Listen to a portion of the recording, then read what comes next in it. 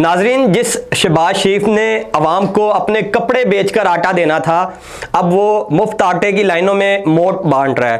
अब तक 22 मार्च को मुफ्त आटे की स्कीम जारी हुई और अब तक 7 अफराद इन लाइनों में अपनी जान की बाजी हार चुके हैं। ये 7 मजदूर, ये 7 मेहनत कश, इनकी जान ले चुका है ये शहबाज शरीफ का मुफ्त आटा। कोट उद में ताज बीबी, वो इस आटे की लाइन में अपनी जान की बाजी हार गई। हैरपुर टामा वाली में 34 साला सफदर जान की बाजी हार गया। फैसलाबाद में सरदार मोहम्मद, लाहौर में बल्कीस बीबी, 4 सदा में एक 40 साला शख्स फोत हो गया। मुजफ्फरगढ़ उसकी तहसील जतोई में 60 साला जहरा बीबी इंतकाल कर गई और बखर में 66 साला इलाही बख्श। अब तक इस स्कीम को जारी हुए 5 दिन भी नहीं गुजरे और 7 लोग मौत के मुंह में जा चुके हैं। इतनी बद इंतजामी, इतनी बद नज़मी, ये 100 यूनिटें मुफ्त दे रहे थे लोगों को, वो नहीं मिली।